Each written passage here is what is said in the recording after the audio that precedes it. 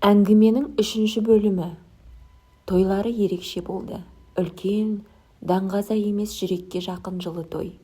Аяулым әппақ көйлек киді. Шашында нәзік қалыңдық гүлдері. Нұртас оны көргенде бір сәтке қатып қалды. «Қандай әдемісің», деді сыбырлап. Туыстары, жақын достары келді. Әрқайсысы олардың махаббатына тәнті болып батасын берді.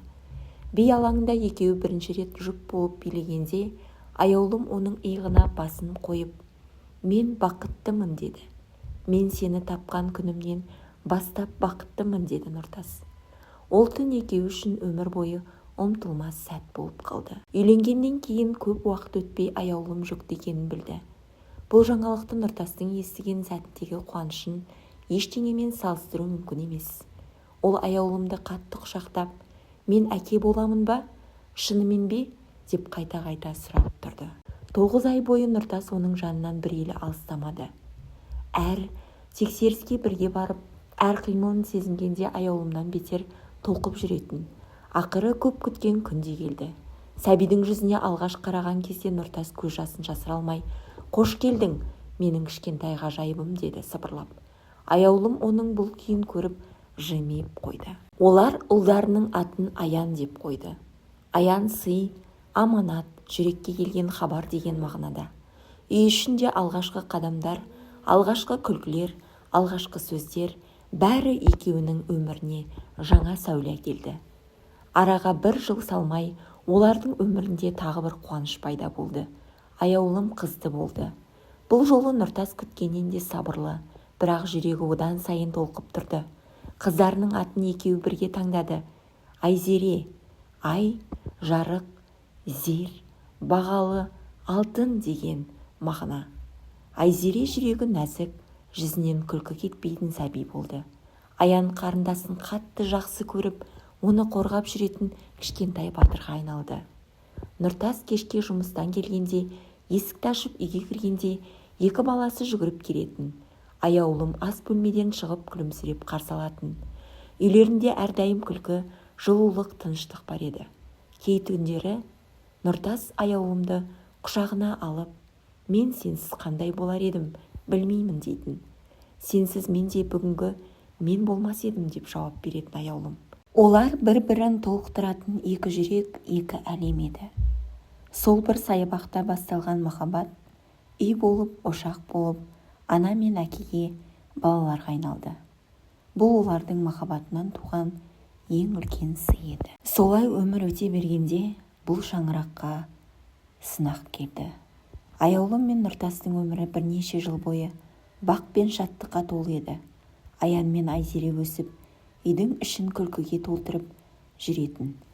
Кешкі ас үстінде балалардың әңгімесі, аяулымның жылы даусы, Нұртастың әкелік мейірімі, бәрі тепе-тең, бәрі тыныш болатын.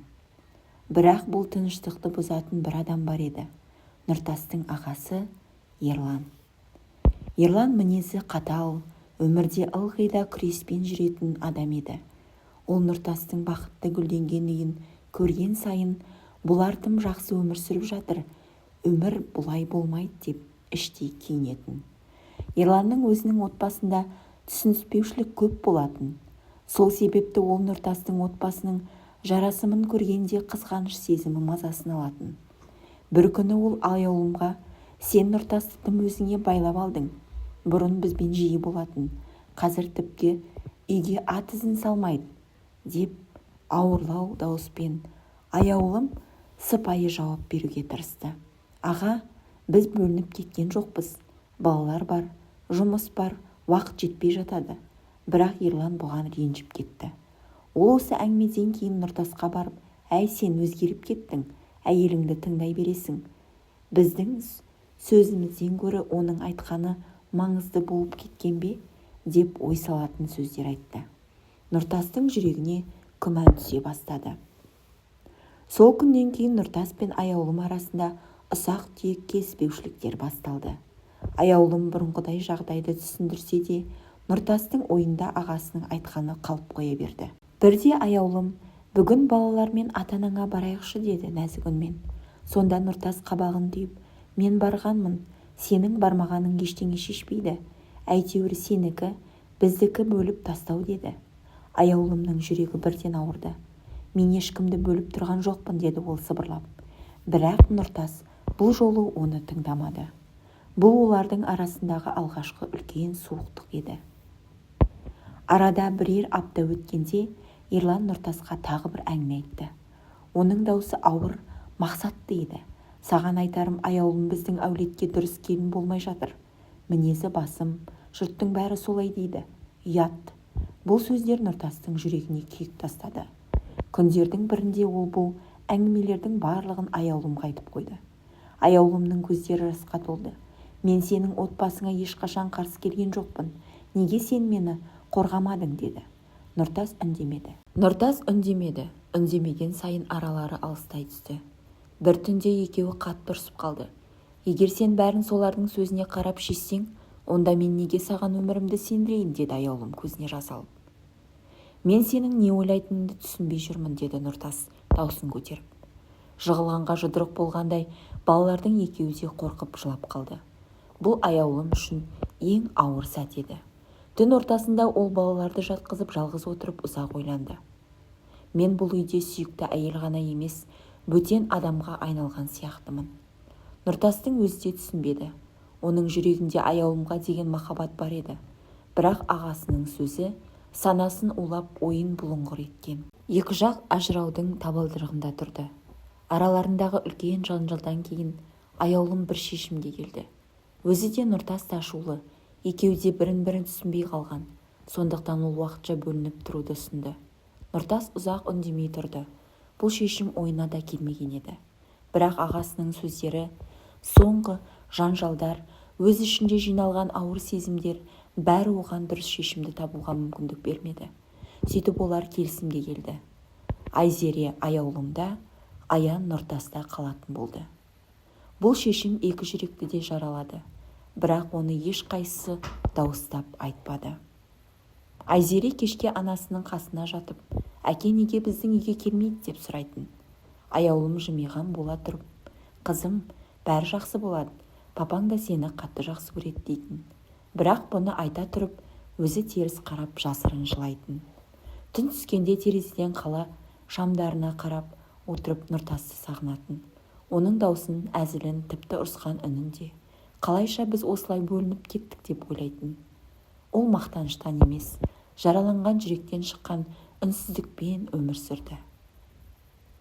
Аян кейде, папа, мама бізді тастап кеткен жоқ қой, иә, деп сұрайтын.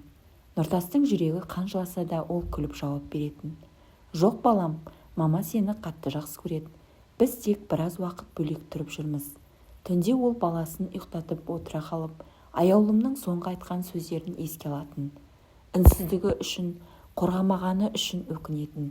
Сол сәтте телефонды қолына алып, аяулымға жазсам ба деп ойланады. Бірақ тәкаппарлық жібермейді. Бірінші ол хабарлассын деп қояды іштей. Ал жүрегі, қоңырау шал, кеш болады деп сыбырлайтын сияқты. Өткен күндер тым ауыр болды. Балалардың күлкісі бұрынғыдай үйді толтырмайтын. Бір үйде әкені, бір үйде ананы сағынатын бала, жүректер ғана. Аяулым Айзерені бақылай отырып, қызым, папаң саған хабарласты ма деп сұрайды. Айзере қуанып, иә, қоңырау шалды, папа маманы сағындым деді дейді. Аяулымның жүрегі елжіреп кетеді. Бірақ ол да айтпайды. Өзі де сағынып жүргенін. Ал Нұртас Аяннан мама қалай, көңіл-күйі жақсы ма деп сұрайды. Аян, мама түнде ойға шомып отырады. Әйтеуір сені еске алып жүргенін сияқты деді. Балаға тән аңғалықпен. Нұртас та ішін бір ауыр сезім басып қалды. Екеуі де бірін-бірі аңсап жүрді. Екеуі де бір-бірінен жауап күтті. Екеуі де кінәні мойындауға дайын еді. Бірақ бір қадам жасауға тәкаппарлық жібермеді. Аяулым ойлайтын, ол бірінші болса ғой. Нұртастың ойында, егер ол бір рет қана хабарласса, бәрін ұмытар едім. Бірақ ешқайсысы қадам баспады. Араға біраз ай өткенде бәрі сол бая қалпында еді. Аяулым өз үйінде, Нұртас өз үйінде бір-бірін сағынып жүрсе де ешкім үн қатпайтын. Балалар да әбден құлазып қалған. Бақытты шаңырақ екіге бөлінгенде ең алдымен балалардың жүрегі жараланады. Күздің суық жаңбырлы кеш еді. Нұртас Аянды жатқызып тастап, терезе алдында отырып, терең ойға шомды. «Не істеп жүрмін?» деді ол өзіне. «Семьямды өз қолыммен құрттым ба?» Сол кезде телефонына қоңырау келді. Аяулым қоңырау шалып тұр еді. Жүрегі артша тулап кетсе де Нұртас бір сәт ойланып қалды. Не айтам? Қалай сөйлесем? Тіпті бір секундтай қорқып тұрды. Телефонды көтергенде аяулым үні дірілдеп шықты. «Нұртас, Айзере ауырып қалды». Әйелдің даусынан ақ түсінуге болатын еді. Жағдай жай емес. «Не болды?» деді Нұртас түрегеліп. «Температурасы қатты көтерілді. Демігіп жатыр. Дәрі әсер етпей отыр. Мен қазір жедел жәрдем шақырдым». Бұл сөздерді естігенде Нұртастың тұла бойын тоқ ұрып кеткендей болды. «Мен қазір барам», деді ол ойланыссыз. Телефонын тастай салып, не киіп қалай шыққанын байқамай үйден атып шықты. Нұртастың көлігі ауруханаға қарай зулап келеді.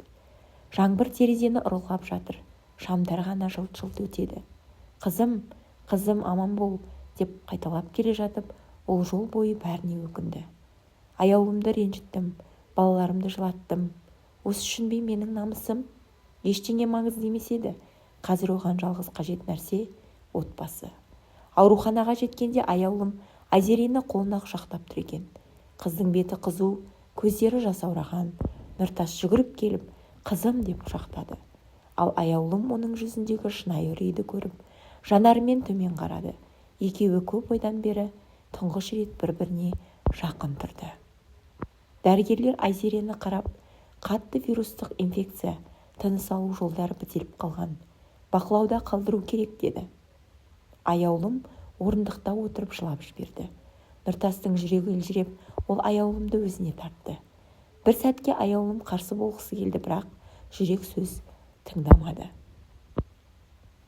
Ол Нұртастың кеудесіне басын қойып сыбырлады. «Қорқып кеттім». Нұртас оның шашынан сипап, «Мен бармын, бәрі жақсы болады», деді. Бұл сөз екеуінің арасындағы ең үлкен сағыныштың жауабы еді. Таңға қарай Айзеренің жағдайы жақсарды. Дәрігер, «Жақсы өзгеріс бар, дұрыс күтім жасалса, тез жазылады», деді. Бұл хабарды естіген екеуі де терең тыныс алды. Сол сәтте аяулым көз жасын сүртіп, «Нұртас, біз не істеп жүрміз өзі? Қызымыз да, Аян да, бәрі бізден айырылып қала жаздады». Нұртас оның қолын ұстап, «Мен енді бұлай өмір сүргім келмейді. Мен сенсіз, балаларсыз, отбасымсыз өмір сүре алмаймын», деді, даусы дірілдеп. Аяулымның көзінен жас тамды. «Мен де», деді ол ақырын.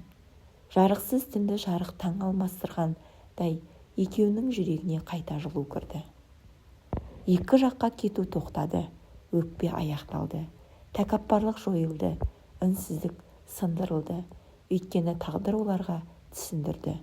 Отбасының қадірін кеш емес, ауыр сәтте емес, күнде сезіну керек. Достар, әңгіменің 3-ші бөлімі аяқталды. Соңғы бөлімін тыңдағыңыз келсе, менің каналыма тіркелуді ұмытпаңыздар. Сіздерге үлкен рахмет.